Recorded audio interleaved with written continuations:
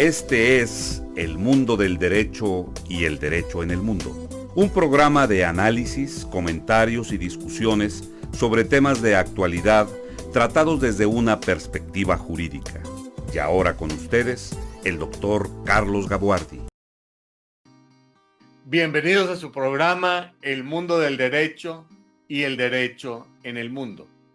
En un mundo tan convulso como el que ahora vivimos, ¿hasta dónde es importante la ética? ¿Hasta dónde es importante vivir con escrúpulos éticos? Y quizá en el contexto de este programa, la pregunta es, ¿acaso el comportamiento ético tiene implicaciones jurídicas? Y para conversar sobre este tema, he invitado a una persona que me parece más que apropiada para desarrollar este tema. Me refiero a la maestra Ligia González. Ligia es egresada de la Escuela Libre de Derecho, de la muy famosa y conocida Escuela Libre de Derecho de la Ciudad de México. Es un prestigio muy importante ser egresado de esta escuela, pero si esto no fuera suficiente, además ella fue admitida para cursar la maestría en Derecho, el LLM, en la Escuela de Derecho de la Universidad de Harvard. Al regresar y contribuir con el desarrollo del país para hacer de este un México mejor, Ligia se incorporó primeramente como abogada en el ejercicio libre de la profesión. Ella es una profesora muy activa, ha enseñado en muchas e importantes escuelas y facultades de Derecho de la Ciudad de México. También es profesora en diversos poderes judiciales de los estados de la República, en donde ha colaborado muy importantemente con la implementación del nuevo Código Nacional de Procedimientos Civiles. Es asesora de la Secretaría de Relaciones Exteriores en materia de Derecho Internacional Privado. Es consejera de la USEM, consejera en cuestiones éticas del Consejo Coordinador Empresarial, es muy activa en actividades pro bono, donde realiza servicio jurídico en beneficio de la comunidad sin cobrar por su asesoría profesional. Con esto parecería suficiente como para llenar su vida, pero la verdad es que hace mucho más cosas, tantas que podríamos llenar este programa solamente relatando sus actividades. Pero yo quisiera preguntarte, Ligia, ¿qué tan importante es la ética y los escrúpulos éticos en la vida de las empresas, y particularmente si hay alguna relación entre el ejercicio ético de las actividades empresariales y si este ejercicio ético de la actividad empresarial tiene consecuencias e implicaciones jurídicas? Claro que sí. Muchísimas gracias, querido Carlos, doctor, por esta invitación. Es todo un honor estar platicando contigo de estos temas que apasionan y obviamente a la Facultad Libre de Derecho de Monterrey, que goza también de un prestigio muy, muy importante. Y bueno, pues yendo al punto que nos comentas, eh, si nosotros fuéramos máquinas y si las empresas fueran resultado de las máquinas, todo sería exacto, todo sería perfecto, pero no tendría un toque fundamental y es el toque humano. Y este aspecto humano del quehacer de todos quienes estamos en esta tierra tiene sus lados buenos y sus lados malos. Sus lados muy buenos, como el que creamos progreso, hacemos ciencia, creamos diversión. ¿Qué serían las personas sin lo lúdico? Creamos salud, comida, pero también hay el lado malo, si así le queremos llamar, o perjudicial, que es la contaminación, que es la afectación de los bienes de los demás. Y lo que es peor, muchas veces podemos afectar la salud y hasta la vida de otras personas. ¿Qué quiere decir esto? Que debemos de reconocer que toda la actividad humana es precisamente y debe de estar conducida hacia el bien de las personas, hacia el bien humano. Entonces, si regresamos a las teorías clásicas de la filosofía, de lo que es correcto y lo que no es correcto, que envuelven a ese comportamiento ético, pues lo cierto es que para saber qué es correcto y qué no es correcto, no solamente necesitamos ir a un cuerpo legal, sino tenemos que analizar a las personas en su conducta. Lo voy a poner de esta manera. Nosotros, las personas, hacemos cosas y actividades que van conforme a algo que ya está regulado, lo que dice la ley. Pero una gran parte de nuestro comportamiento no está escrito en ningún lado y no dice qué tenemos que hacer o no tenemos que hacer. Esa otra parte, ¿quién la conduce? Nosotros mismos. ¿Y bajo qué reglas? Las reglas éticas. Si no tuviéramos ética, esa otra gran parte que no está regulada sería un desastre, sería el caos. Pero tampoco queremos que eso todo lo pongan en las leyes, aunque no creas, hay tendencias a última instancia que quieren escribir hasta el de qué color nos vamos a pintar el cabello y lo quieren poner en la ley, pero no es posible. Entonces, ¿quién va a regular esta otra gran parte del quehacer humano? La ética. Y ahí nos vamos a estos principios de qué es lo correcto y qué no es lo correcto. Bueno, esa es la gran pregunta, que seguramente entraremos a eso ya en la parte filosófica.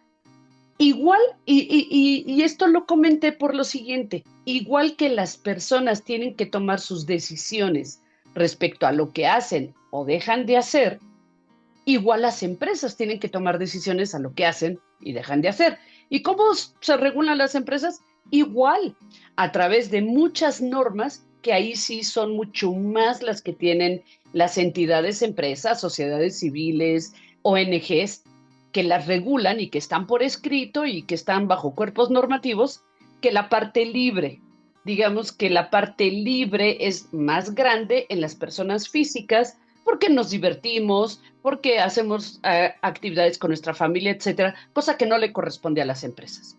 Pues con todo ello, aún dicho así, las entidades, las personas morales también tienen un área de comportamiento que no está regulado. ¿Y quién va a decidir en qué sentido o no lo realizan o no? La ética. La ética que debe de ser llevada también por personas. No se nos debe de olvidar que al final de toda la cadena alimenticia en el quehacer humano están las personas, somos nosotros. Esto yo se los comento en muchas ocasiones a nivel empresarial diciendo lo siguiente: si a nivel fiscal y de lavado de dinero o de reglas antilavado de dinero, nos piden que siempre encontremos quién es el beneficiario controlador, es decir, quién está hasta atrás, hasta atrás, hasta atrás de todas las empresas. Quiere decir que se reconoce jurídicamente que al final de toda la historia y de toda esa cadena hay personas, personas de carne y hueso. No se vale decir, bueno, es que es la empresa Patito SADCB. No, espérame. Patito SADCB le pertenece a alguien. Ah, es que le pertenece a Ganso SADCB. Pues sí, pero Ganso SADCB le pertenece a alguien. Si eso te dice la ley, que al final de toda esta cadena va a haber una persona física, bueno, déjame traerlo al símil de todo el comportamiento en general. En todos los casos hay personas al final de los resultados, de los beneficios y de los perjuicios de todo lo que hacemos. Pero también hay personas atrás de las decisiones que se toman y no se toman. Y ahí es donde está la ética. La ética es la que te conduce para que vayas tanto conforme a las reglas escritas, que es la ley, como aquellas que no están escritas, pero que te dan la lógica de qué es hacer lo correcto y lo que no es correcto. La ética es la que te lleva por el buen camino. A mí me gusta mucho la definición de que actuar éticamente es hacer lo correcto aunque nadie lo sepa ni nadie te vea y nadie te pueda acusar. ¿Y qué es hacer lo correcto? Obviamente es la siguiente pregunta. Creo que ahí es donde está la conjunción con lo moral. La moral que te establece la sociedad, el mundo y el tiempo en el que vives, el planeta en el que estás.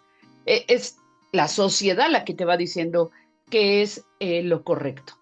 Habrá obviamente reglas morales universales que aquí en China son hacer el bien, tal como el no matar, el buscar el que toda la gente tenga algo de comer, el buscar salud, el no robar.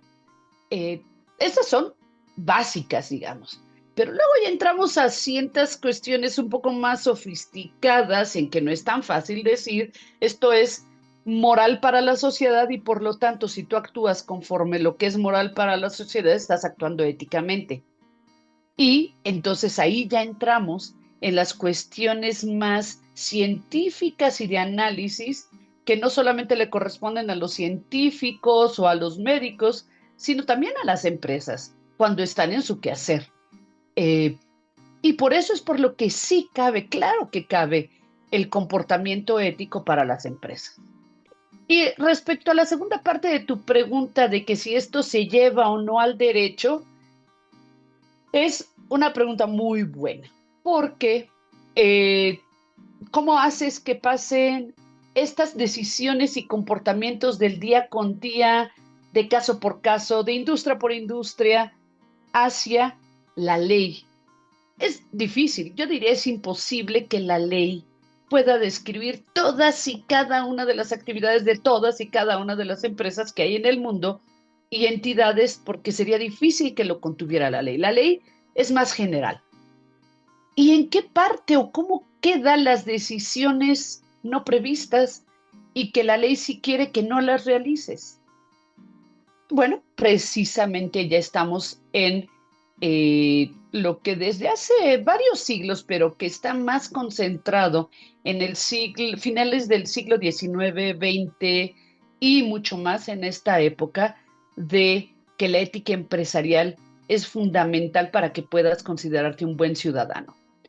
La ley ha tratado de describirlo, ha tratado de sancionarlo, ha tratado de ver cómo pone ciertos parámetros para que, aunque no esté perfectamente descrito en la ley, no hagas esas cosas perjudiciales a los demás y que pueden llegar a ser sancionadas por la moral de la sociedad en la que vives. Yo aquí veo varias cosas y si tú me lo permites, voy a tratar de referirme a cada una de ellas para ir tratando de profundizar en estos conceptos tan importantes que tú estás desarrollando. En primer lugar, parece que todas las actividades humanas y en particular la actividad económica y la actividad empresarial deberían estar orientadas para el beneficio de la humanidad entera y para el beneficio de todas las personas concretas.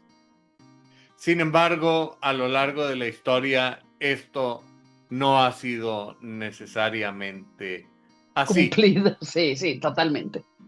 Con solo revisar algunas páginas de la literatura, podríamos encontrar lo que ocurrió en el surgimiento de la revolución industrial, leer un poco a Dickens y encontrarnos con que mientras los empresarios y los dueños de las empresas recibían todos los beneficios que la humanidad les había otorgado, pues el resto de las personas vivían en gran opresión y en condiciones de gran injusticia.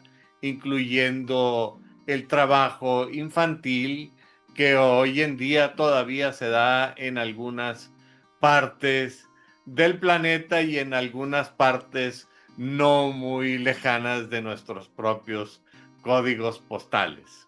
Bueno, Ese mira, a es ver, el... perdóname, ve a la esquina de tu casa y vas a encontrar el taller mecánico en el que hay niños trabajando, el puesto de carnitas donde está la mamá y que desgraciadamente tiene que llevar al niño y el niño está trabajando. O sea, nada lejos de nuestros códigos postales, nada lejos. Es Perdón por la decir, interrupción, amigo. no, no, me parece que estos ejemplos ilustran muy claramente los temas de los que estamos hablando, porque la ética no es un concepto abstracto, sino una realidad concreta. Pero cuando hablamos de la ética empresarial, ¿a qué parte de la empresa nos estamos refiriendo? ¿Al patrón empresario? ¿A los trabajadores? ¿Al departamento de ventas? ¿Al de reclutamiento de personal? Esto involucra también a los acreedores, a los proveedores, a los clientes. ¿Cómo se desglosa esto ya en la realidad concreta, tan concreta como los niños que trabajan en el taller de la esquina? Qué buena pregunta, porque es un ecosistema.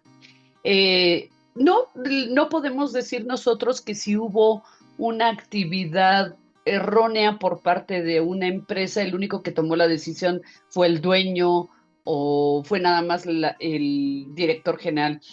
Eh, Creo que la ética empresarial está repartida entre todos. Y así como puedes tú tener La una. empresa como conjunto.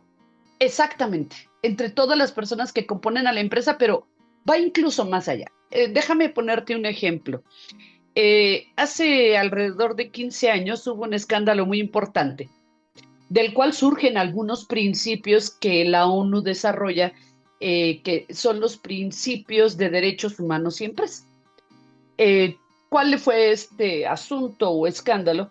Que en China se ocupaban comunidades que eran básicamente esclavos para que fueran a dormir a grandes galeras los chinos de hecho, de una aldea en específico, y que los llevaban a unas galeras donde, claro, les daban de comer, no les ponían cadenas, ya no se usa eso, pero trabajaban 12, 13 horas, se levantaban, les daban de comer, se podían a trabajar, a hacer una serie de artículos, desde electrónica hasta pelotas, desde tenis a lo que tú quieras.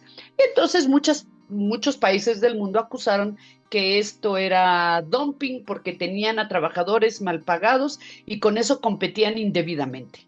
Ok, eso era cierto, pero qué feo que el argumento para tratar de romper con esta falta de equidad en la competencia es que me estás quitando el mercado a mí porque no le pagas a tus trabajadores en lugar de empezar con el argumento que tenía que ser, oye, estás maltratando la vida de personas y bueno, como efecto secundario trae el que estás trabajando en una inequidad respecto a mis productos. ¿Y qué Claro. pasó? Que con estas empresas se empezó a difundir el que no era posible que estuvieran trabajando y produciendo de esa manera. Y entonces se dice a nivel mundial, ¿qué es lo que pasa? Que muchos empresarios o empresas están huyendo de ciertas regiones en las que la ley es más estricta y no permite el que haya este tipo de esclavismo. Perdón, otro ejemplo muy importante fue el de diamantes de sangre, que fue cuando una empresa muy famosa, productora de diamantes, que llegaban hasta las boutiques de Nueva York, de Holanda, de Francia, de México, se descubrió que sacaban los diamantes de Costa de Marfil y otros países africanos con esclavismo moderno, totalmente. Bueno, y entonces, ¿qué sucede? Que el mundo en general sanciona este tipo de comportamiento, por cierto, transnacional, de empresas que decían, mira, con tal de que saquemos el dinero, vamos a trabajar de esta manera. Y entonces salen ciertos principios de la ONU que no se han convertido en tratados de protección de los derechos humanos. Entre ellos, por ejemplo, el nuevo esclavismo. Pero ¿qué es lo que sucedió? Tú me dirías, oye, pues con ese escándalo, porque todo mundo, cuando habla de ahora de cumplimiento, dicen, todo mundo tiene que pagar el problema de su prestigio. El prestigio de la empresa es el que cae. Si no haces las cosas bien y con ética, a ti empresa te va a castigar tu público, te va a castigar tu cliente, te van a castigar en el país y entonces lo que debes de hacer es portarte bien y vas a conservar a tus clientes de otra manera, te van a sancionar y te vas a quedar sin clientes. Bueno, vamos a ver si eso es cierto. Una de estas grandes empresas, por no decir todas, en realidad, a pesar de que se supo en todo el mundo que tenían un comportamiento poco ético porque estaban buscando regiones donde trabajar y producir, maltratando derechos de personas que no lo harían en otra región, ¿qué pasó? ¿Cuánto dejaron de vender porque se supo esto? La verdad es que nada. Es más, si tú ves la curva de ventas de estas empresas, la única caída que tuvieron fue en la pandemia. Pero eso fue todo el mundo. Entonces, es una falacia. Y ojalá todo el mundo lo sepa. Sí, hay veces que hay pequeños bachecitos por el problema reputacional. Pero lo cierto es que la gente, el consumidor, primero piensa en sí mismo y el beneficio que busca de esa empresa antes que buscar sancionar a la empresa por cosas malas que esté haciendo en otra región del mundo, en otro lugar, porque no le tocan. Entonces, este ejemplo te lo pongo por esto. Si me dices, ¿quién debería de buscar el comportamiento ético en las empresas y las entidades? Todos. El dueño, que es el accionista, el director general o el consejo de administración, porque son los que día con día ven cómo se están haciendo las cosas, son los que toman decisiones.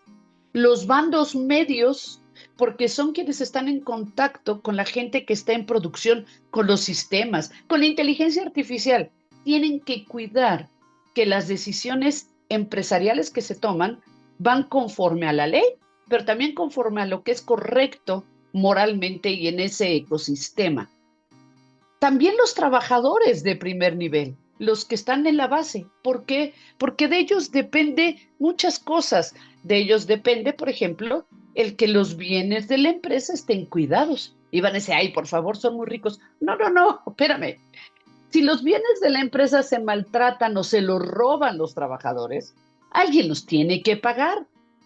Y te garantizo que en tanto no baje la utilidad, pues no se va a subir el precio al consumidor.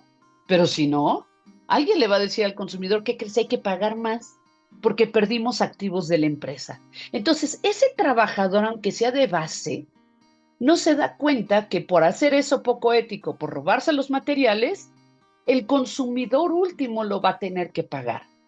Y ese comportamiento ético lo tenía que tener inserto en un chip ese trabajador para hacer las cosas adecuadamente.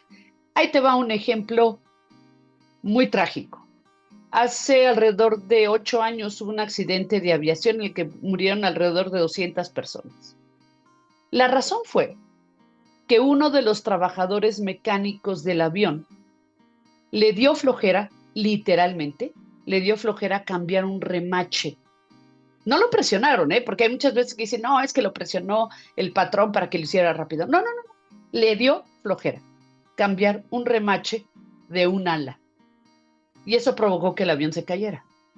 Entonces, claro, hasta ese nivel, el básico de las empresas debe de haber un comportamiento correcto. Y déjame ir ahora con los proveedores. Por eso digo que es un ecosistema. El proveedor es el que muchas veces entrega las cosas a la empresa de una manera no tan transparente. ¿Por qué? Porque le dice al de compras, oye, ¿qué te parece que si me compras a mí? Pues ya sabes, la de Puebla. Y entonces, pues te comparto a ti para que tú en tu casa tengas un mejor coche, para que, bueno, han llegado al grado de decirle, no te preocupes, yo te compro el supermercado de los siguientes 2 meses y nadie va a fijarse de dónde llegó tu supermercado. Parezco un Uber Eats, entonces te lo llevo, pero ¿verdad que me vas a ayudar para que yo sea el que le venda? A ver, ¿qué pasa con eso? Que el dinero que se llevó el de compras fue un dinero mayor que tuvo que pagar la empresa. ¿Y quién lo termina pagando? El consumidor. Claro. Y es el proveedor el que quería buscar un beneficio y no concursar al tú por tú con otros proveedores. Déjame ir ahora con los consumidores. Ya les puse el ejemplo de estas empresas en que el consumidor no los castigó. Pero ¿quién es el otro público o entorno que debemos de cuidar? Y ahí sí no le podemos echar la culpa: el planeta. Para que el planeta esté bien, que es nuestra casa, y nosotros estemos bien, no solamente las empresas, sino todas las personas tenemos que cuidarlo.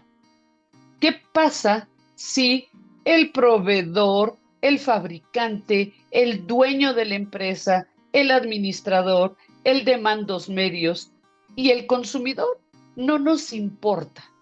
Todos somos culpables de que tengamos islas de PVC o de PET que tienen el tamaño de Francia flotando de un lugar para el otro.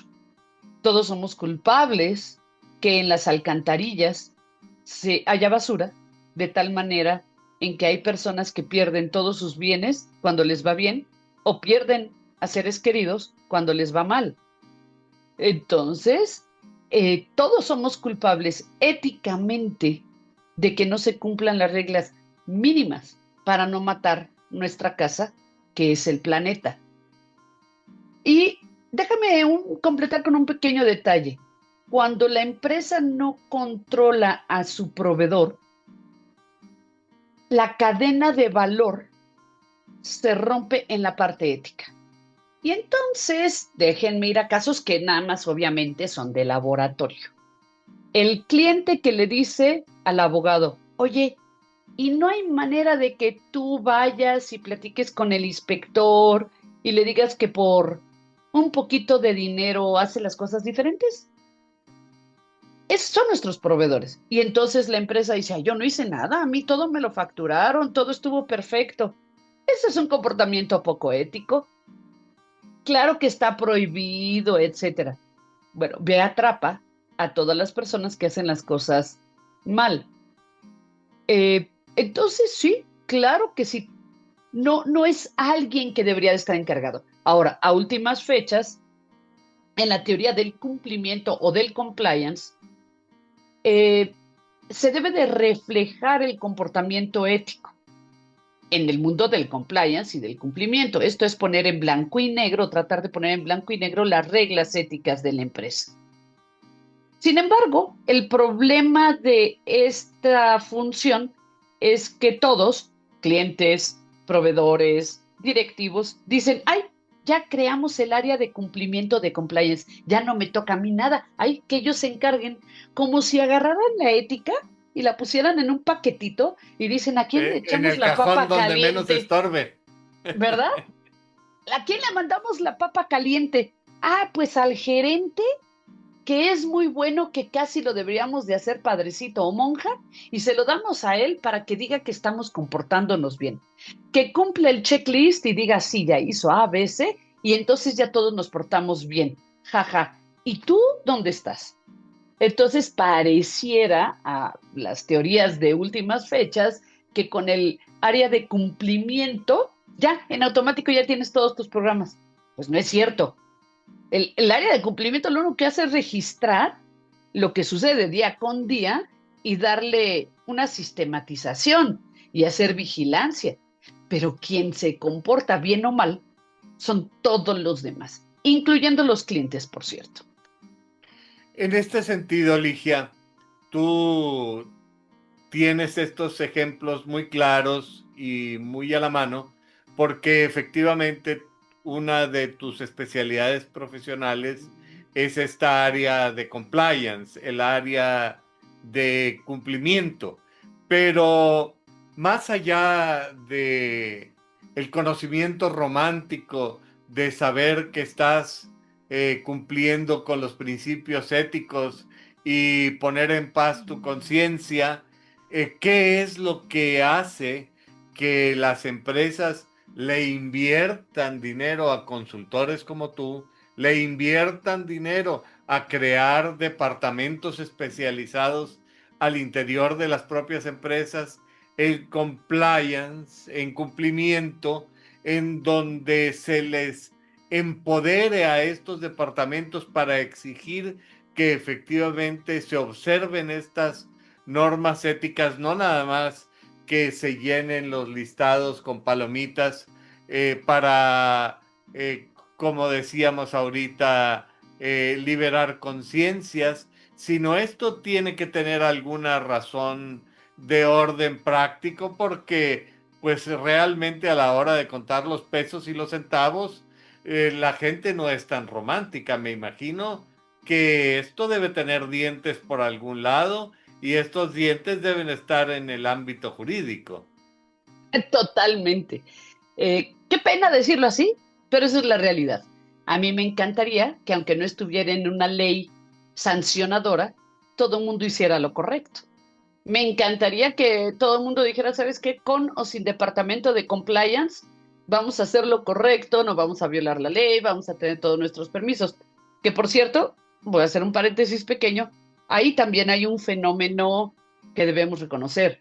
La sobreregulación, que muchas veces es hasta contradictoria, hace que las empresas, que las personas físicas se vean en un dilema de hago A o hago B. Oye, por mucho que quiera, no voy a cumplirlo. El otro día hice un ejercicio de cuántas normas cabrían para una empresa que se dedica a una sola industria en todo el país. Más de 600 leyes y reglamentos. A ver, ¿vas a pagar gente para que esté haciendo a lo que te dedicas o vas a pagar gente para que esté viendo que la última línea de la última NOM se cumpla de cada uno de los estados, de cada uno de los municipios, de toda la República? Y si quieres ser internacional, bueno, velo a preguntar. Entonces, peor tantito, ¿verdad? O sea, ¿qué te puedo decir? Es imposible. Te lo digo con todas las palabras. Es imposible que una empresa que tiene un tamaño regular en diferentes jurisdicciones cumpla con absolutamente todas y cada una de las reglas que se le quieren imponer, porque son, insisto, hasta contradictorias. Entonces, esa es otra causa que hace que le sea difícil a las entidades estar en cumplimiento perfecto. Pero vamos a suponer que la empresa dice, ¿saben qué? Vamos a ser buenos y vamos a comportarnos todos perfecto. Y no necesito un área de cumplimiento. ¿Por qué? Porque el dueño lo dice, porque lo dicen todos. Ok, maravilloso. ¿Se puede o no se puede? Pues mira, desgraciadamente hay un elemento del ser humano que es muy difícil de desterrar y se llama egoísmo. Nunca va a faltar dentro de esa entidad alguien que dijo, primero yo y luego los demás. Primero yo, y para no cansarme, no voy a poner bien el tornillo del avión. Primero yo, y para no gastar de más, me voy a robar el papel de la empresa. Primero yo, y luego los demás, y no voy a poner la pieza del coche que está bien, que no necesita cambio, sino le voy a decir al dueño que la tiene que cambiar porque ya se echó a perder, y voy a hacer que pague de más. Y me voy a poner de acuerdo con mi jefe para que lo que pague el cliente de más por una pieza que no se tenía que cambiar, pues nos lo repartimos. Nunca falta esa persona egoísta. Sí, cuando llega el mecánico y te dice que hay que cambiarle la espiricueta. Exacta, eso te iba a decir, la chimaltrítica de la chirispicueta que va y que echó humo, ¿no? Y la Exacto. verdad, lo único que pasó fue de que se le cayó ahí un papel que se quemó y ya nunca más lo va a hacer. Pero el mecánico le dice, no, ¿qué cree? Se le va a desvielar el coche cuando ya ni utilizan bielas, ¿no? Entonces, nunca falta. Por mucho que se haya dicho, nos vamos a comportar bien en esta empresa. Y si no eres tú, a lo mejor es el proveedor. ¿Y qué pasa con tu proveedor? Te dice, no, yo te prometo que te voy a entregar a tiempo. Y entonces el proveedor estaba fabricando y un día no llegó don Juanito, que era el que se encargaba de hacer la papelería. Y entonces todo se va a retrasar un día. Ups, ¿qué haré? ¿Sabes qué? Manda todo a que lo haga fulanito de tal y le decimos al cliente que el costo fue mayor, en lugar de decir, no, pues la verdad es que no llegó don Juanito y tuvimos que hacer otra cosa. Y entonces empieza la cadena de mentiras del proveedor que no pudo. O dice el proveedor, es que ya casi lo tenía, pero me llegó una inspección laboral y la verdad es que sí me pescaron de que no teníamos cascos de protección. Y en lugar de arreglarlo como debe de ser, le da una lanita al inspector para que diga que sí había cascos. Bueno, el proveedor está haciendo algo que debería de estar prohibido y el cliente no lo sabe. Entonces, ¿qué ha sucedido para que la ley sí llegue a alcanzar estos temas? Pues los sistemas de cumplimiento.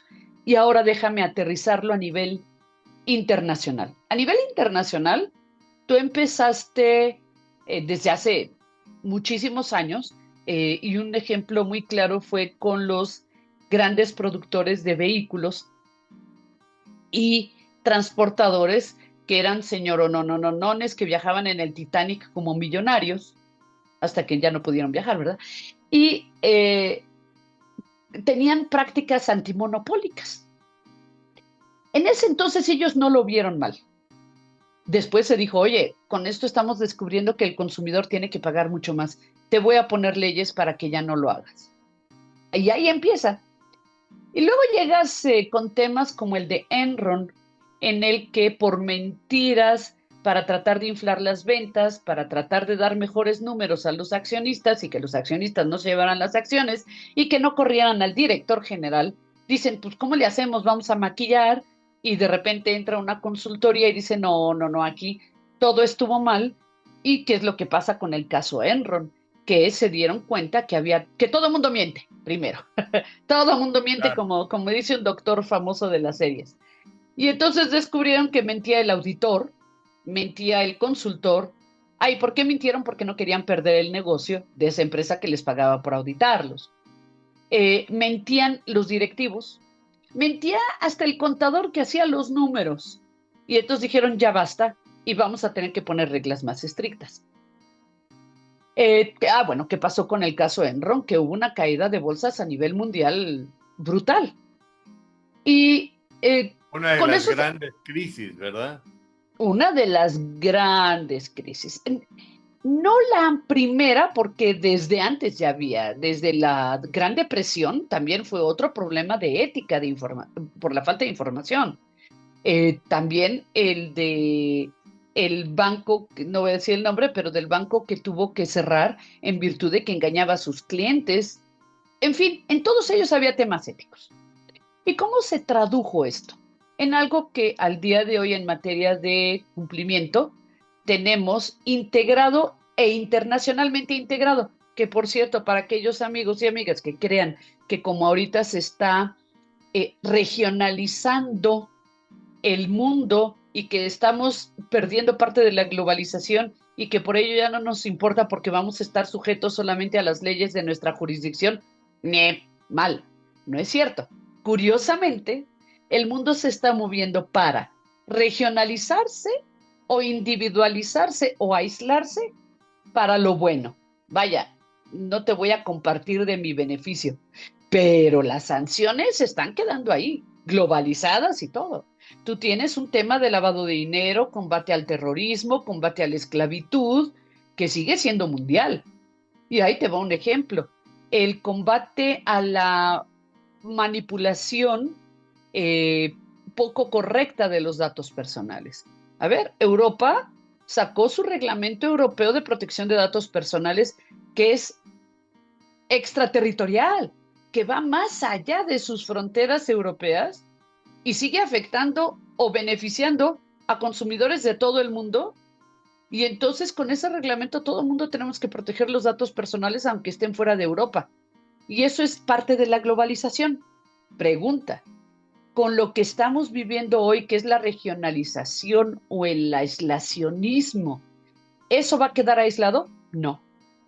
Curiosamente, los temas de protección, de regulación y de sanción del deber ser van a quedarse universales o internacionalizados. ¿Y qué es lo que va a pasar? Bueno, que las leyes que ya empezaron a trabajar esos temas de cumplimiento correcto y ético se van a quedar. Ahora, como las leyes no pueden abarcar todos y cada uno de los comportamientos, han empezado a regular la metodología común de los sistemas de comportamiento para las empresas a efecto de que cumplan con las leyes y más allá, para que hagan lo necesario para que, aunque no esté en ley, no provoquen un daño a las personas. Y entonces en México, por ejemplo, tenemos el artículo 25 de la Ley General de Responsabilidades Administrativas. Y tú me preguntarías, oye, ¿y la Ley General de Responsabilidades Administrativas qué tiene que ver con la empresa? Bueno, pues tiene capítulo específico para decir que todas las empresas tienen que tener su programa de cumplimiento. Y este programa de cumplimiento tampoco crean que es súper original, viene de otras fronteras. ¿Y en qué consiste? En tener ciertos principios de control, independencia, transparencia, denuncia, sanción.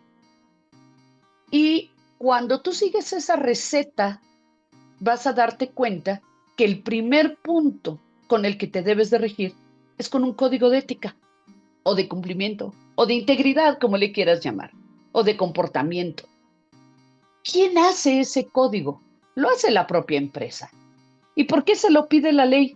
Porque la ley no puede abarcar absolutamente todos los tipos de empresas que hay, sino que le dice, miren, empresas en general, ahí les va.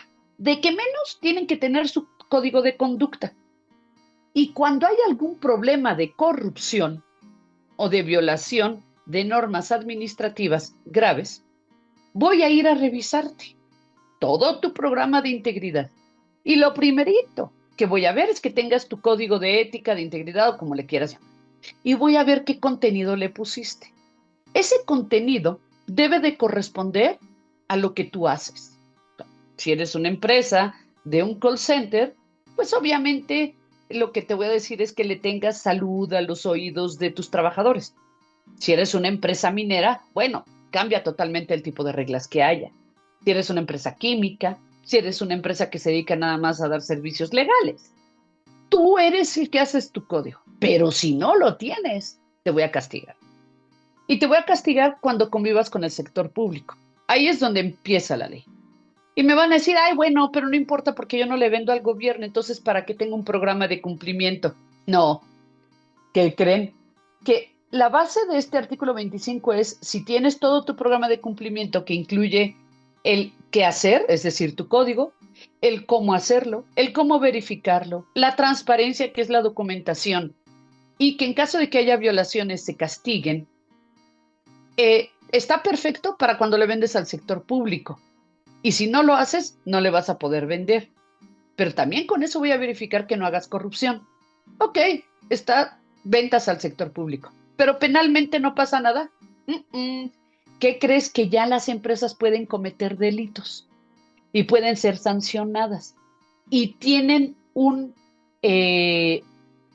cierto permiso de menos sanción en caso de que tengan su programa de cumplimiento para prevenir. Como un atenuante de responsabilidad. Tienen atenuantes definitivamente o incluso exclusión de responsabilidad si tenían sus programas de cumplimiento en materia penal.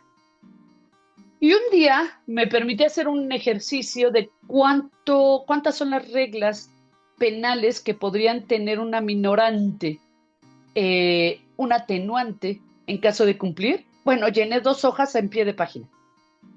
Tienes desde armas, fuegos y explosivos, desde lavado de dinero, etc. Otra, lavado de dinero. Si tú acreditas que tienes tus programas de compliance en materia de lavado de dinero, capacitación, etcétera, también hay atenuantes. Otra, protección de datos personales. Si hiciste todo lo que te correspondía, si hiciste las verificaciones, también tienes atenuante. Y así sucesivamente. Laboral, pero por supuesto que cabe también en lo laboral. Eh, en materia de último beneficiario, fiscal, bueno, fiscal es el, digamos, el más duro, pero hasta en fiscal la autoridad toma en cuenta si hubo o no hubo precaución, si hubo negligencia para las faltas. Entonces, sí, la ley ya recogió el que el tema ético, llamándole aquí de cumplimiento, sea sancionado o no. ¿Qué queda de espacio a que no te castigue la ley? Bueno, son menos los temas, pero todavía siguen habiendo. Eh, no digo competencia económica, porque también competencia económica está sancionado y también se llevó a ese grado. Pero, eh, por ejemplo, conocimiento de medicinas que pueden o no pueden ser más benéficas. A ver, tú decides lo que anuncias y no anuncias públicamente. Hubo un caso que fue el de una empresa automotriz que, si tú recuerdas, anunció que sus motores cumplían con cierta certificación de no contaminación y luego se descubrió que no era cierto. Sí, ¿Qué claro. ¿Qué tan sancionado era eso? Pues a lo mejor solamente en un país de donde era originario, pero la verdad es que hubo un incumplimiento a nivel ético mundial y entonces tuvieron que cambiar sus normas de comportamiento ético a nivel mundial, aunque no estuviera sancionado en todos los países del mundo. Entonces sí, ya la ética se ha llevado al plano legal y cada vez es menos lo que las empresas pueden tener de ámbito de decisión por sí mismas que no está regulado, lo cual trae como mala consecuencia la sobreregulación. ¿Y qué trae como consecuencia la sobreregulación? Que no es rentable estar teniendo un grupo de personas que ven que todo se cumpla. No voy a decir el nombre, pero hay un banco que tiene a 400 empleados nada más dedicados al compliance. Entonces, ¿cómo se arreglaría todo esto? Bueno, rompiendo el, el círculo vicioso, que si la ley asume y se prueba que las personas se comportan bien, aunque no estén atrás de ellos, hay menos regulación. Hay menos regulación y hay más eficiencia y hay menos daño a todos. En cambio, nos estamos convirtiendo en una nación y varios países, no solamente nosotros, de policías de todo. Hay policías para todo, con todo, y eso ha hecho que el derecho termine modificado a grados de falta de control suficiente. No, no puedes tener a 400 personas viendo que se cumplan las 600 reglas, contradictorias o no, que le tocan a una empresa, y con reglas tan absurdas como que en un municipio le piden un permiso de bomberos para poder poner cosas en una bodega y en el municipio de al lado a 10 metros no te lo piden.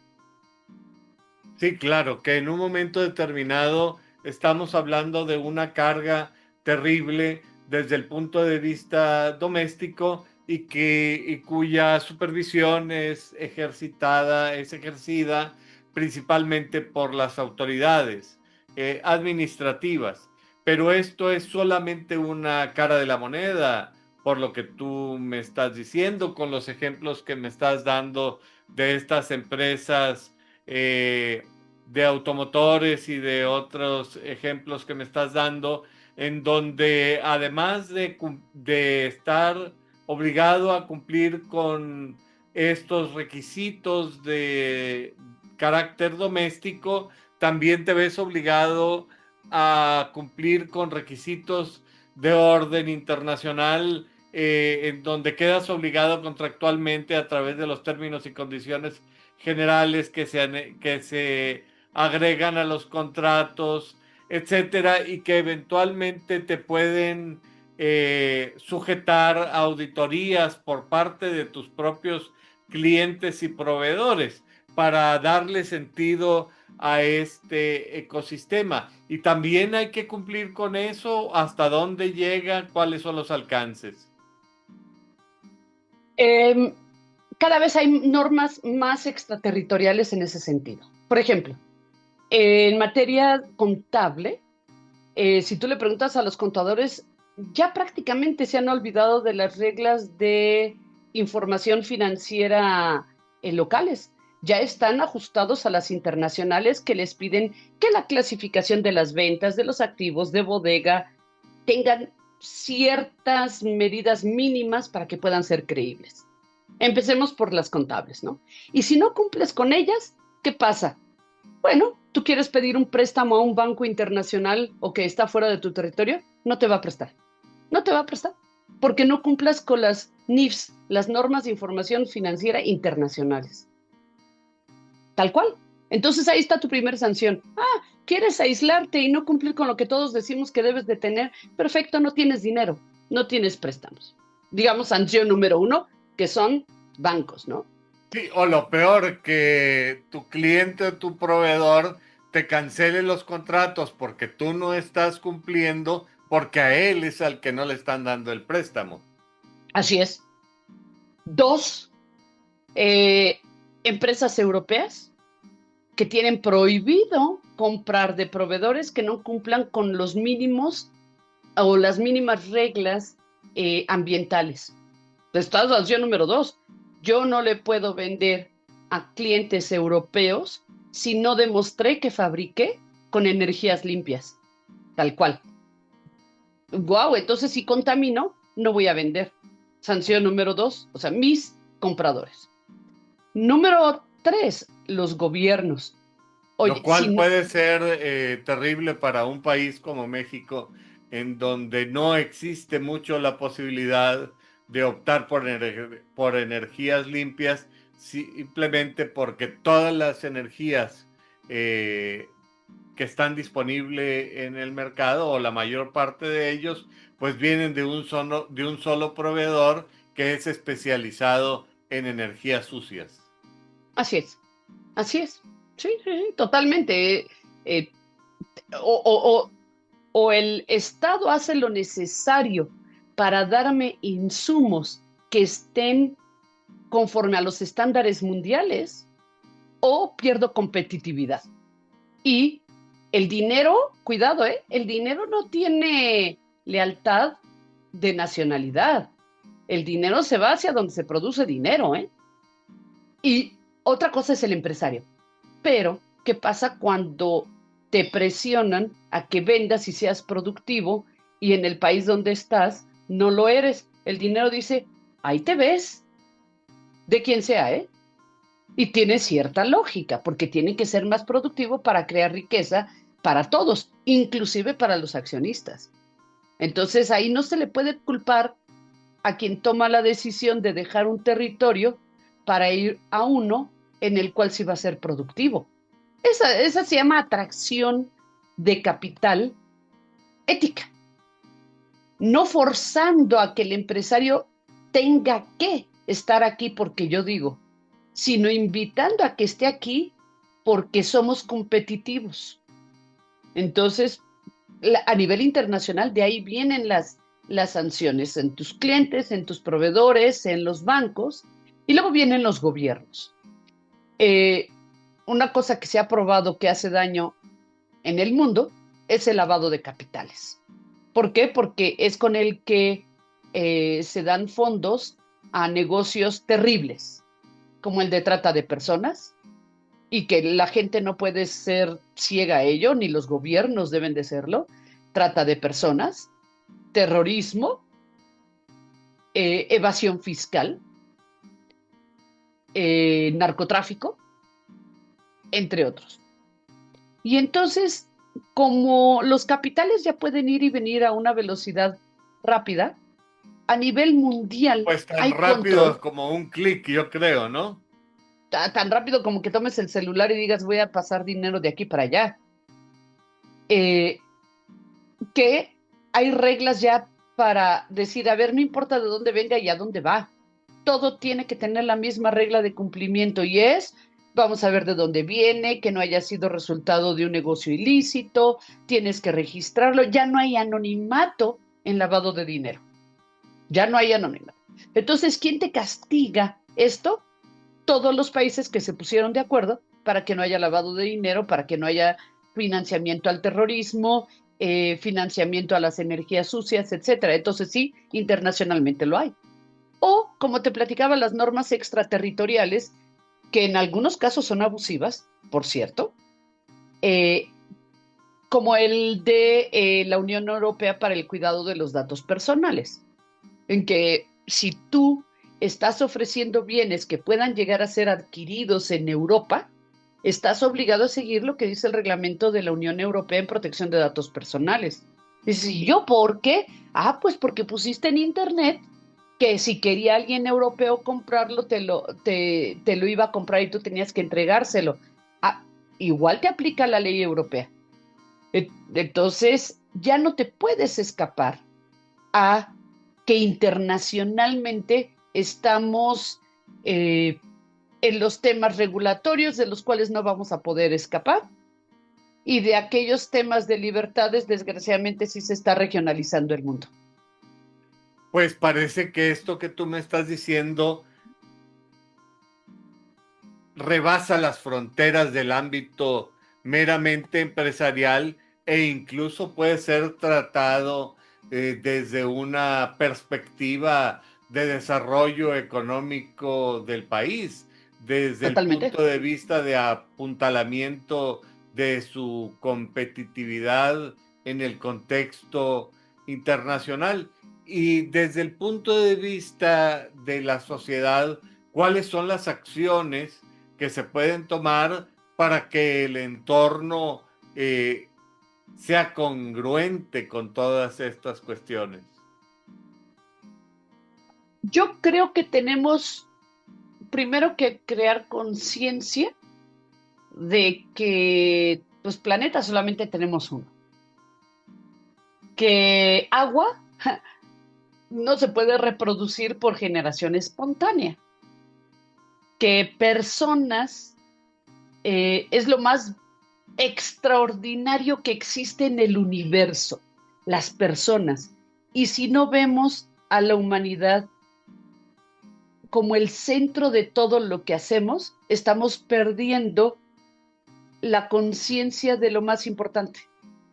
Si decimos, ay, hombre, tenemos 8.000 millones de habitantes en el planeta, ¿qué va que se mueran 3 o 4? Perdón, el que se muera uno quiere decir que no importa que se mueran todos. Entonces hay una cuestión de adoctrinamiento en el buen sentido de la palabra, que es crear conciencia de la calidad humana, de que la persona es lo más importante. Los seres sintientes también, claro está, pero la persona.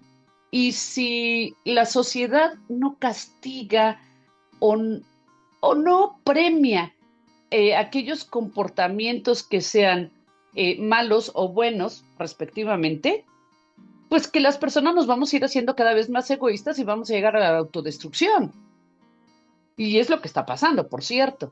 Entonces, si la sociedad no hace conciencia de esto y elige a sus gobernantes por aquellos que van a ser los más populares nada más, y que no importa que sean destructores de la humanidad y de la riqueza, que es buena la riqueza, por cierto, que ya se deje de satanizar a los empresarios. Los empresarios son personas que crean.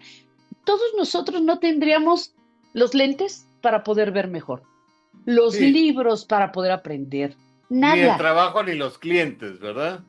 de no ser por los empresarios, por quienes se atrevieron. Entonces, dejen de satanizarlos, porque si todos los empresarios son malos, que maten a todos los empresarios, pero mañana no tienes comida en tu mesa, ni salud para salvar a tu hijo. Entonces, no. Pero ¿qué sí debemos de hacer la sociedad? Primero, dar esos valores suficientes de conciencia de para quienes trabajamos, que no solamente somos nosotros, y que claro que somos importantes en lo individual, sino nuestro entorno. Segundo, que en la medida en que cooperemos para que las industrias y las empresas vayan hacia adelante, estamos ayudando a nuestra sociedad, claro, con los debidos equilibrios y controles para no dañar. ¿A quién? A nadie. Ese es el tema. No dañes, construye, hazte rico, pero no dañes. Si te haces rico, seguramente a alguien más beneficiaste, siempre y cuando no le quites a los demás. Es conciencia social, amigo. Y, y eso solamente se adquiere eh, o por, o por malas experiencias, en que ya se llevó a tu familia el haber hecho las cosas mal, o por transmisión de experiencias. Y finalmente, para aquellas personas que son creyentes, que tienen, no sé, una filosofía y moral más abstracta, también es un incentivo. Entonces, incentivos son, tú y los tuyos quieren vivir, ok, vas a tener que hacer las cosas bien. Segundo, ¿quieres estar mejor? Vas a tener que hacer las cosas bien. ¿Quieres tener tu conciencia tranquila por principios morales, espirituales? Tienes que hacer las cosas bien. Esas tres las tenemos que difundir y hacerlas propias de todas las personas. De otra manera, nada más nos vamos a querer regular a través de leyes y leyes y leyes y leyes y leyes, castigos, castigos y castigos, cárceles, cárceles y cárceles, y va a ser el cuento de nunca acabar. Entonces va mucho más allá de aquel juego de la manzana y el látigo, sino que realmente, volviendo a la pregunta original o volviendo al tema original, el comportamiento ético sí paga y sí tiene consecuencias jurídicas inmediatas, inclusive desde la perspectiva de desarrollo empresarial.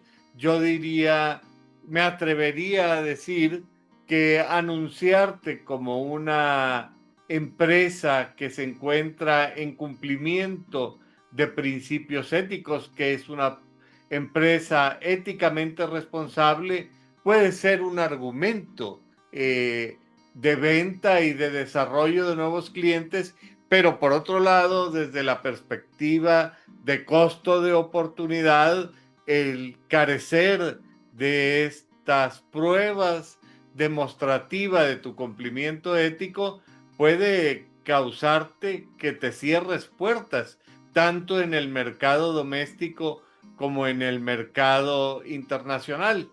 Esto me hace pensar que la labor jurídica es mucho más que el cumplimiento de una normativa interna o de una normativa doméstica, sino la implementación de programas que anclen el cumplimiento jurídico en la observación de principios éticos. ¿Qué tendrías tú que comentar sobre esto? Que estás absolutamente en lo cierto. Tenemos que tener ya una visión de 360 grados. No te puedes quedar nada más en la letra de la ley. La ley es muy importante, claro. Si la ley no es correcta, no digas la tengo que violar porque ya empezaste mal. Tienes que decir la tengo que cambiar. Pero no se queda el comportamiento ético ahí. Es el entorno. Para ello tienes que analizar todos los aspectos que hay en 360 grados alrededor del quehacer humano. No puedes decir, pues mira, con el que a mí me traiga dinero, el que vendí drogas es suficiente. No, espérame. ¿Quieres hacer las cosas éticas? Ve todos los efectos de ello. Ve a quién beneficias, a quién perjudicas, por qué los efectos, el efecto mariposa en pocas palabras, ¿no?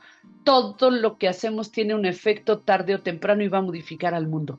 Todo lo que hacemos y decimos modifica al mundo. Hay que analizar. Y aquí regreso a un punto que hoy en la mañana estaba comentando con algunos amigos. Hemos perdido el respeto, gran respeto y el valor que tiene la filosofía. La filosofía es una ciencia, pero también es el arte del preguntarnos el por qué, de analizar. Si todos tuviéramos el cuidado de analizar lo que hacemos y sus efectos, te garantizo que muchos habríamos dejado de hacer cosas o habríamos hecho más cosas de lo que hemos realizado. Y probablemente seríamos menos perjudiciales, altamente probable que seríamos menos perjudiciales. Entonces, ¿dónde está la filosofía a nivel capacitación. Sí, oye, ¿le vas a dar capacitación de filosofía a tus trabajadores? Por supuesto que sí, porque es enseñar a pensar, a meditar, a tener conciencia de cada cosa que hacemos. Y sí, por eso es por lo que va totalmente y definitivamente más allá del derecho plano que vemos en los libros, es darle vida a la justicia, darle vida al derecho, darle vida a lo correcto, darle vida a la convivencia social, ver con 360 grados y no solamente decir, ay, las empresas son entes que trabajan como maquinitas y las personas ahí están, no, no, no, espérame, tienes que analizarlo con todas sus consecuencias a los, a ver, a los trabajadores. Tú bien decías, oye, es que el que yo diga que soy una empresa ética va a traer mejor a mis clientes y todo, sí, pero también va a traer tus mejores trabajadores. Si un trabajador, sobre todo los jóvenes de hoy, saben que tú eres una empresa que respeta los derechos humanos, que respeta el planeta, que respeta el ingenio, pero que claro, que eres productiva, que no lo vas a dejar sin trabajo porque quebraste, vaya, vas a traer a los mejores trabajadores del mundo. Claro, claro. Eso tiene mucho que ver. Y fíjate que me da la impresión de que a través de la observancia de estos principios también se clarifica el sentido de que el objeto de la actividad empresarial es el beneficio de la humanidad entera y de cada una de las personas en particular. Pero lo cierto es que al estar conversando sobre estos temas, hemos revisado muchos aspectos muy diversos, algunos de los cuales ameritarían que nos detuviéramos sobre cada uno de ellos para tratarlos con profundidad. Y desde ahorita te anticipo que a mí me gustaría tenerte como una invitada regular en mi programa porque creo que tienes mucho que aportar. Muchas Pero gracias, al amigo. vernos en la necesidad de cerrar nuestra sesión del día de hoy, antes de concluir, a mí me gustaría invitarte para que tú pudieras dirigir un mensaje claro, contundente, significativo para el público que semana a semana nos hace el favor de acompañarnos en este programa. Ah, qué lindo, muchas gracias y con gusto, al contrario. Digo, ya ves que el tiempo es siempre mortal con estos temas. Eh, y yo comentaría de la manera más humilde eh, y por mi experiencia que eh, la ética de las empresas es importante, ya está sistematizado mucho de su contenido, el cómo hacer que se cumpla, cuál es el contenido, hay muchos códigos de ética, etcétera. Lo cual es muy bueno, es correcto, ha hecho que pongamos más foco en hacer las cosas de manera transparente, en que haya justicia respecto a aquellas personas que son dañadas por la falta de cumplimiento ético de las empresas, por falta del cumplimiento legal. Eso es cierto. También es cierto que hay muchas que son ejemplo de lo que no debe de ser. También es cierto que la parte regulatoria debe de cambiar y ahí llamo a la ética de los legisladores y de que quienes crean reglas para que realmente sepan cuáles sí están enfocadas al bien de las personas y cuáles son nada más para dar dolores de cabeza. Eh, Eso es cierto. Y todo esto es algo técnico que podemos escribir, podemos poner en libros y podemos decir, oye, ya tengo mi programa de cumplimiento y eso es lo que quiero llevar a la práctica de lo que nos platicó Ligia. Así es, o sea, sí, mi invitación es a tengamos nuestros programas de compliance, de que los apliquemos, pero, en segundo grado, y más importante que ello, es que lo hagamos de corazón, que lo hagamos de verdad, no por cumplir y quitarnos una molestia de clientes, de proveedores, de accionistas, del gobierno, no por vender más. Claro que esas son cuestiones importantes, sino porque tenemos que hacer lo correcto. Y creo que un tip práctico que puedo dar para cuando hay dilemas éticos de decir qué hago A o hago B en la empresa cuando uno es benéfico y el otro no tanto, creo que hay que pensar en la persona. ¿Cuál es el que beneficia más a las personas y cuál es el que las perjudica menos? Porque las personas son el centro de nuestras actividades. Y si queremos subir a un nivel mayor, invitaría a que quienes participamos, ayudamos, cooperamos, damos consejo a las empresas y sobre todo a abogados, no nos quedemos en, pues mira, la ley te dice esto, ¿eh? Puedes hacerlo de esta otra manera y por ahí no te van a atrapar. Ese ya no debe ser el abogado. Está diciéndole cosas ciertas al cliente, sino que los abogados nos tenemos que atrever a decir, puedes hacerlo como A y soy tan bueno que te tengo que decir que lo puedes hacer como B, pero también soy buena persona y te recomiendo muy fuertemente que lo hagas A, porque es lo correcto. Y hasta el día de hoy, yo no me he encontrado a ningún cliente, empresario o amigo que me diga, cállate, eso no te toca decírmelo. No, ¿eh? Entonces atrevámonos a decir lo que es éticamente correcto. Demos la asesoría completa de 360 grados. Y no dejemos, ay, pues mira, la ley te dice A y te dice B y san se acabó y ya me fui y cumplí con mi chamba y te voy a cobrar mis honorarios. No, la obligación del abogado ética va más allá. Es decir, la verdad completa. Y la verdad completa es, te recomiendo lo correcto. Y lo correcto es esto. Porque la finalidad de la ley era esta. La finalidad de la ley fiscal, aunque nos duela, es hacer el bien común. Claro, también te digo que si te están robando o son corruptos los del gobierno, te digo que la finalidad de la ley es que tú los denuncies. No utilices eso como pretexto para hacer tu malo. No, no, no. Haz lo correcto, que es denunciarlo. Claro, claro, porque en un momento determinado la labor de un jurista no se tiene que apegar a lo inmediato, sino que tiene que viabilizar posibilidades en beneficio del desarrollo de la empresa y de todas las personas involucradas.